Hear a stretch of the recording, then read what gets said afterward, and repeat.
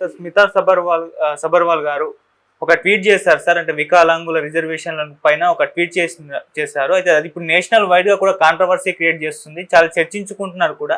అసలు ఆమె ట్వీట్ అర్థం ఏంటి, దాని పట్ల ఇంత చర్చ ఎందుకు, దానిపై మీ ఒపీనియన్ ఏంటి? యాక్చువల్గా పూజా కేట్కర్ అనే ఒక ట్రైనీ ఐఏఎస్ ఆఫీసర్ మహారాష్ట్ర పూణేలో ఆమె ఒక ట్రైనీగా ఉన్నప్పుడే అనేక ఎక్స్ట్రాలు చేయడం, జాయింట్ కలెక్టర్ ఆఫీస్ని తను లాక్కోవడం, తను అనేక డిమాండ్స్ చేయడం, ఒక కలెక్టర్ లాగా బిహేవ్ చేయడం, ఇవన్నీ చేయడంతో కాంట్రవర్సీ అయింది. దాంతో ఆమె మీద నిఘా పెట్టారు, అసలు ఎవరు ఏంది ఏంటని. దాంతో ఏమర్థమైందంటే ఆమె అసలు ఈబీసీ ఎకనామికలీ బ్యాక్వర్డ్ దీని కింద ఆమె సర్టిఫికేట్ క్రియేట్ చేసిందని, యాక్చువల్గా వాళ్ళ నాన్నకి 40 కోట్ల ఆస్తి ఉందని, సో అట్లాగే వికలాంగురాలు సర్టిఫికేట్ కూడా ఆమె అక్రమంగా పొంది ఆ కోటాలో ఆమె దీంట్లోకి వచ్చిందని యూపీపీఎస్లో. దానికి సంబంధించి యూపీపీఎస్ వైఫల్యం చెందింది. ఇలాగ దొంగ సర్టిఫికేట్లతో ఈమె ఎలా వచ్చింది, దాని మీద ఎందుకు నిఘా కరెక్ట్గా పెట్టలేదు అని దేశవ్యాప్తంగా విమర్శలు వచ్చాయి. ఆమెను సస్పెండ్ చేశారు, వాళ్ళ అమ్మా నాన్నను అరెస్ట్ చేశారు, ఆమె మీద ఇప్పుడు క్రిమినల్ కేసు కూడా పెట్టారు. సో ఆమెకు యూపీపీఎస్ బ్యాన్ చేసింది. ఇక మీదట ఎప్పుడు కూడా ఆమె ఎగ్జామ్ రాసే అర్హత కూడా ఆమెకు లేదు. అయితే ఈ కాంటెక్స్లో యూపీఎస్సీ చైర్మన్ మనోజ్ సోని ఆయన రిజైన్ చేశాడు. ఆయన రిజైన్ చేసిన తర్వాత ఇక్కడ మన స్మితా సబర్వాల్, ఆమె సీనియర్ ఐఏఎస్ ఆఫీసర్, మనకు తెలుసు ఎప్పటి నుంచో చాలా యాక్టివ్గా ఉంటుంది, అనేక విషయాల మీద ఆమె ఓపెన్గా స్పందిస్తుంటుంది. ఆమె బయోగ్రఫీ మనం ఆల్రెడీ చెప్పుకున్నాం. సో ఆమె గత 24 ఏళ్ల సర్వీస్ ఆమెకు. ఆమె తెలంగాణలో కేసీఆర్ ప్రభుత్వంలో కూడా కీ రోల్ ఉంది, ఇటు రేవంత్ రెడ్డి ప్రభుత్వంలో కూడా కీ రోలే ఉంది.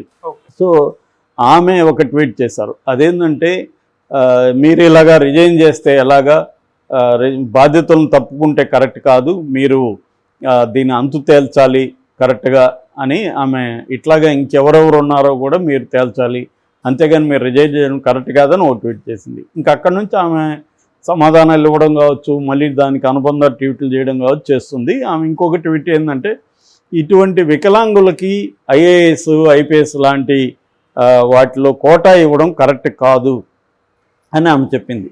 దీనికి మళ్ళీ ఆమె ఎక్స్ప్లెనేషన్ ఇస్తూ ఫీల్డ్ వర్క్లో ఇవ్వడం కరెక్ట్ కాదు, గ్రౌండ్ వర్క్లో ఇవ్వడం కరెక్ట్ కాదు, గ్రౌండ్ వర్క్లో ఐఏఎస్లకి ఐపీఎస్లకి శారీరక దృఢత్వం అనేది అవసరం, ఈ వికలాంగులకి ఇస్తే వాళ్ళు సరిగా పనిచేయలేరు, డెస్క్ జాబ్ వరకు ఓకే, డెస్క్ జాబ్ కానీ థింకింగ్ జాబ్ కానీ వాళ్ళకి ఇవ్వడం ఓకే, వాళ్ళని నేనేమి తక్కువగా చూడట్లేదు, ప్రాక్టికల్గా ఆలోచించండి, ఒక పైలట్ని వికలాంగులుగా పెడతారా, ఒక సర్జన్ని వికలాంగులుగా పెడతారా అనేది ఆమె ప్రశ్నించింది. దీని మీద రకరకాల స్పందనలు వస్తున్నాయి, నెటిజన్స్ రకరకాలుగా స్పందిస్తున్నారు. అసలు ఒక నెటిజన్ అయితే అసలు ఎస్సీ ఎస్సీ బీసీలకి మాత్రం ఇవ్వచ్చా కోట అని అడిగితే ఆమె అది కూడా ఇవ్వకూడదు అని చెప్పింది. దీంతో ఒక్కసారిగా రిజర్వేషన్ అనే ఒక తేనె తుట్టను ఆమె కదిపినట్టుగా అయిపోయింది. దీంతో సుప్రీంకోర్టు అడ్వకేట్ ఎన్ కరుణ ఆమెను గట్టిగానే సమాధానం ఇచ్చింది, నీకు అసలు ఏమీ తెలియనట్టుంది వీటి గురించి, నువ్వు వికలాంగులు సమర్థతకు వికలాంగదానికి ఏమీ ఇది లేదు, అందుకనే వాళ్ళని డిజేబుల్డ్ అనకుండా డిఫరెంట్లీ ఏబుల్డ్ పర్సన్స్ అని పిలుస్తున్నారు, వరల్డ్ వైడ్గా కూడా ఇవాళ ఎవరు కూడా వాళ్ళని డిజేబుల్డ్ అని పిలవట్లేదు, ఎందుకంటే వాళ్ళకి డిఫరెంట్ అబిలిటీస్ ఉంటాయి అనేది, అందుకని డిఫరెంట్లీ ఏబుల్డ్ పర్సన్స్ అని వాళ్ళని పిలవాలి, డిజేబుల్డ్ అని అనకూడదు, వికలాంగులు అనకూడదు, అంగవైకల్యం ఉన్నవాళ్ళు అనకూడదు అని వరల్డ్ వైడ్గా కూడా ఉద్యమాలు ఉన్నాయి. ఇవన్నీ ఆమె చెప్పింది. దానికి ఈమె సమాధానం ఇచ్చింది, మీరు తప్పుగా అర్థం చేసుకున్నారు, నేను ఓన్లీ ప్రాక్టికల్గా మాత్రం మాట్లాడుతున్నాను, లీగల్ ఫ్రేమ్వర్క్లో వాళ్ళకి సమానత్వం ఉంది, దాన్నేమి డిస్టర్బ్ చేయకూడదు అని సబర్వాల్ మళ్ళీ మాట్లాడింది. అట్లాగే ప్రియాంక చతుర్వేది శివసేన యూబీటీ రాజ్యసభ సభ్యురాలు, ఆమె కూడా గట్టిగానే ఈమెకి కౌంటర్ ఇచ్చింది. ఇలాగా చాలామంది విడిపోయారు సగంలో, ఒక వర్గమేమో ఆమెను సపోర్ట్ చేస్తూ అసలు రిజర్వేషన్లే తీసేయాలని ఈ అప్పర్ కాస్ట్ వర్గం, రిజర్వేషన్కి వ్యతిరేకంగా ఉండే వర్గం మాట్లాడుతుంది. రిజర్వేషన్లు ఉన్నవాళ్ళు ముఖ్యంగా వికలాంగులు అనే ఎవరినైతే అనిందో వీళ్ళు మాత్రం తీవ్రంగా ఆవేదన వ్యక్తం చేస్తూ పోస్టులు పెడుతున్నారు, మేము ఈ మీద కేసేస్తాం, ఉద్యమాలు చేస్తామని కూడా వాళ్ళు ప్రకటించారు. అయితే మనకి ఇదే కాంటెక్స్లో మనం పక్కనున్న బంగ్లాదేశ్లో కూడా గత కొంతకాలంగా తీవ్రమైన ఉద్యమాలు జరుగుతున్నాయి, అక్కడ అల్లర్లు జరుగుతున్నాయి. ఆల్రెడీ 115 మంది ఇప్పటి వరకు అల్లర్లలో చనిపోయారు రిజర్వేషన్లకు వ్యతిరేకంగా, కోటాకి వ్యతిరేకంగా. ఎందుకంటే బంగ్లాదేశ్ అనేది ఏర్పడి 50 ఏళ్ళు దాటింది. అక్కడ దాదాపు 56% వరకు రిజర్వేషన్ ఉంది. అందులో 30% ఏమైందంటే బంగ్లాదేశ్ ఏర్పడిన అప్పుడు ఆ ఉద్యమం జరిగింది. తూర్పు పాకిస్తాన్ అనేవాళ్ళు దాన్ని, పాకిస్తాన్ నుంచి విడిపోయింది బంగ్లాదేశ్. సో అప్పుడు పాకిస్తాను నిరంకుశత్వంగా హింసను ప్రయోగించినప్పుడు ఆ హింసలు అనేక కుటుంబాలు త్యాగాలు చేశారు. ఆ కుటుంబాల వాళ్ళకి 30% రిజర్వేషన్, మిగతా 26% రకరకాల ట్రైబల్స్కి కావచ్చు, డిజేబుల్డ్ డిఫరెంట్లీ ఏబుల్డ్ పర్సన్స్కి కావచ్చు, ఇలాగా ఇస్తుంది. సో దీనికి వ్యతిరేకంగా ఉద్యమాలు జరుగుతున్నాయి. షేక్ హసీనా ప్రభుత్వం ఉంది అక్కడ. షేక్ హసీనా ప్రభుత్వం యాక్చువల్గా గతంలో ఈ రిజర్వేషన్ల కోటాను తగ్గించింది. బట్ హైకోర్టు మళ్ళీ 56 చేసింది దాన్ని.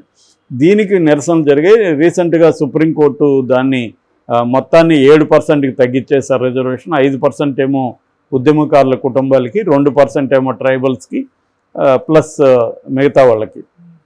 అలా ఇప్పుడు అక్కడ కూడా సుప్రీంకోర్టు నిర్ణయం తీసుకునింది.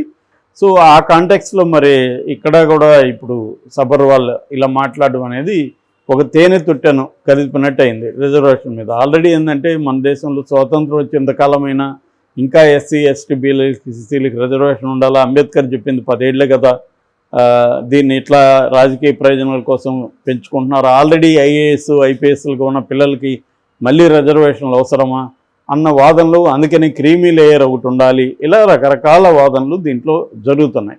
అయితే ఈమె అవన్నీ జోలికి పోకుండా ఈమె ప్రధానంగా మాట్లాడింది ఐఏఎస్ ఐపీఎస్లో గ్రౌండ్ వర్క్లో ఉండే ఆఫీసర్లకి ఈ కోటాలో పెట్టకూడదు, ఫీల్డ్ వర్క్ వాళ్ళు ఓకే కానీ పెట్టకూడదు. అందులో కొంత వాస్తవం ఉన్నట్టే అనిపిస్తుంది చాలామందికి.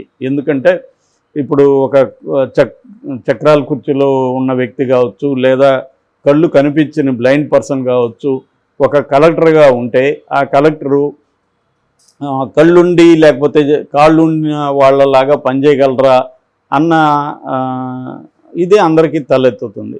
కానీ మనం మొన్ననే ఒక సినిమా రిలీజ్ అయింది, శ్రీకాంత్ అని, హిందీలో. మన తెలుగువాడు మచిలీపట్నం దగ్గర శ్రీకాంత్ బొల్ల. అతని సినిమా చూసినప్పుడు ఇవన్నీ అబద్ధాలని తేలుతాయి. ఎందుకంటే అతను కళ్ళు లేకపోయినా అతను MITలో చదవగలిగాడు, అమెరికాలో పోరాటంతో పైకి ఎదిగాడు, చివరికి ఇండస్ట్రీస్ పెట్టాడు, ఇవాళ ఒక పెద్ద ఇండస్ట్రియలిస్టు. దాని తర్వాత అతను తనలాగా ఉన్న అనేక మంది వికలాంగులకి హెల్ప్ చేసేదానికి ఆర్గనైజేషన్ పెట్టి హెల్ప్ చేస్తున్నాడు. ఇలాగా మనకు చాలామంది ఎగ్జాంపుల్. మా ఫ్రెండ్ ఒక ఆమె ఈ మధ్య చనిపోయింది, సాయి పద్మ అని. ఆమె పుట్టుకతంటే 3 నెలల లోపలే ఆమెకు పోలియో అటాక్, చక్రాల కుర్చీలో ఉంది. ఆమె మనం ఎవరూ సాధించలేనని విజయాలు సాధించింది, అనేక దేశాలు తిరిగింది. ఆమె సక్సెస్ఫుల్గానే ఇన్ని రోజులు బతికింది. అట్లాగే మనకు ప్రొఫెసర్ నాగేశ్వర్ ఉన్నారు. ఆయనకి చాలా వరకు కళ్ళు ప్రాబ్లం ఉంది. బట్ ఆయన ఏ స్థాయికి ఎదిగాడు, ప్రొఫెసర్గా పనిచేశారు చూసాం మనం. అట్లాగా ఈమెకొక వికలాంగుడు సమాధానం కూడా ఇచ్చాడు. అతను ఏంటంటే, నాకు కాళ్ళు లేవు, 2 కార్లతోనే నడుస్తాను, అయినా నేను ట్రైన్ డ్రైవర్గా, లోకోమోటివ్ డ్రైవర్గా పనిచేస్తున్నాను, 4 దేశాలు నేను ఒంటరిగా తిరిగేసి వచ్చాను, సౌత్ ఇండియాలో అన్ని రాష్ట్రాలు తిరిగాను, మరి నాకేమీ ఇబ్బంది రాలేదే, నేను చేయగలుగుతున్నానే అని కూడా ఆమెకు సమాధానం ఇచ్చాడు. ఇలాగ చాలామంది ఉన్నారు. యాక్చువల్గా ఏంటంటే వాళ్ళకి కొంత సపోర్ట్ సిస్టమ్స్ అవసరం. అది ఇప్పుడు ఒక ఐఏఎస్, కళ్ళు లేని ఒక ఐఏఎస్ ఆఫీసర్ ఉన్నాడు, ఈ మధ్యన ఎవరో సెలెక్ట్ అయ్యారు.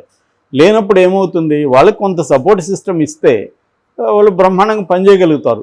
ఇప్పుడు నాగేశ్వరిని చూస్తే రామ్ గోపాల్ వర్మ నాతో ఒకసారి అన్నాడు, ఆయన నాలెడ్జ్కి నేను షాక్ అయ్యాను, అసలు ఆయనకి తెలియని ఫీల్డే లేదు అని. మరి అది ఎంతమంది కళ్ళు ఉన్న వాళ్ళకి సాధ్యం? కళ్ళున్న వాళ్ళకి సాధ్యం కానీ ఆయన సాధ్యం చేయగలిగాడు కదా. అట్లాగే నేను చెప్పిన సాయి పద్మ అనేక నవళ్ళు రాసింది, పుస్తకాలు రాసింది, NGO నడుపుతుంది, ట్రైబల్కి ఎడ్యుకేషన్ ప్రొవైడ్ చేసింది, అనేక పనులు ఆమె చేసింది. కాళ్ళు అన్నీ బాగుండేవాళ్ళు ఆమెలాగా ఎంతమంది చేస్తారు? కాబట్టి డిజేబుల్డ్ పర్సన్స్ అని వాళ్ళని దూరం పెట్టడం అయితే కరెక్ట్ కాదు. ఈమె చెప్పినట్టుగా ప్రాక్టికల్ ప్రాబ్లం ఉండొచ్చు వాళ్ళకి, లేదని కాదు, ఖచ్చితంగా ఉంటుంది. ఉన్నప్పుడు వాళ్ళకి సపోర్ట్ సిస్టమ్ ఇవ్వాలి. ఇంక్లూజివ్ సొసైటీ అంటే అదే. ఇంక్లూజివ్ సొసైటీ అంటే సమాజంలో కొంత బలహీనంగా ఉన్న వాళ్ళని ఇంక్లూడ్ చేసుకోవాలి అభివృద్ధిలో కానీ వాళ్ళ డెవలప్మెంట్లో. వాళ్ళకి కూడా కొంత కోటా కేటాయించడం. అందుకనే అది వదిలేసి ఈమె నేను బాగున్నాను కాబట్టి బాగున్న వాళ్ళే ఉండాలి అనుకున్నప్పుడు చాలామంది ఒక ఐఏఎస్ ఆఫీసరు సపోర్ట్ కూడా వ్యతిరేకించుతూ ఆయన మాట్లాడింది ఏంటంటే, అసలు ఐఏఎస్ ఆఫీసర్లు ఎంతమంది నువ్వు చెప్పినట్టు ఫీల్డ్లో పోయి గట్టిగా పనిచేస్తున్నారు, చాలా అది ఒక హోదాగా విలాసవంతంగా డబ్బులు సంపాదించుకోవడం మీద కేంద్రీకరిస్తున్నారు అనేది కూడా వాదించాడు. అది కూడా కరెక్టే. ఆయన వాదనలో కూడా నిజంగా ఎంతమంది ఐఏఎస్ ఆఫీసర్ ఫీల్డ్లోకి వెళ్ళి జనంతో పనిచేస్తున్నారు. సో ఈమె చెప్పిన దాంట్లో ప్రాక్టికల్ ప్రాబ్లం వరకు ఓకే, కానీ దాన్ని సాగ్గా చూపించి ఈమె ఇప్పుడు పూజా కేట్కర్ ఆమె సాగ్గా చూపించి మొత్తం కోటాకి ఎసురు పెట్టడం అనేది మాత్రం ఖచ్చితంగా వ్యతిరేకించాల్సిన అవసరం. వాళ్ళకి ఏమన్నా బలహీనతలు వాళ్ళకి సరిపోదంటే సపోర్ట్ సిస్టమ్ ప్రొవైడ్ చేయడం పెద్ద విషయం కాదు గవర్నమెంట్కి. అలా చేయడం ద్వారా ఒక blind person IAS officer IPS officer అయితే కొన్ని వందల వేల మందికి ఇన్స్పిరేషన్ అవుతుంది వాళ్ళ కమ్యూనిటీలో. ఇప్పుడు మా వైపు కూడా ఎన్జిఓ ఉంది, స్కిల్ డెవలప్మెంటు. ఇలాంటి వాళ్ళకి ఇప్పుడు స్టార్ట్ చేయబోతున్నారు. వాళ్ళకి హాస్టల్ పెట్టి దీని మీద ఎన్జిఓస్ పనిచేస్తున్నాయి. సో వాళ్ళల్లో చాలామంది చాలా రకాల స్కిల్స్ వాళ్ళకు ఉంటాయి. ఆ స్కిల్స్ని డెవలప్ చేస్తే వాళ్ళకి తగిన ఉద్యోగాలు ఇప్పించగలిగితే వాళ్ళు బ్రహ్మాండంగా చేస్తారు. ఇదేంటంటే మన మైండ్ సెట్లో మార్పు తీసుకురావాలి ఒకటి. రెండోది వాళ్ళకి సపోర్ట్ సిస్టమ్స్ ఏర్పాటు చేయాలి. మనకి ఈమెకు శ్రీకాంత్ సినిమా చూపించడం అవసరం. మేబీ ఆమె చూసిందో లేదో సబర్వాల్.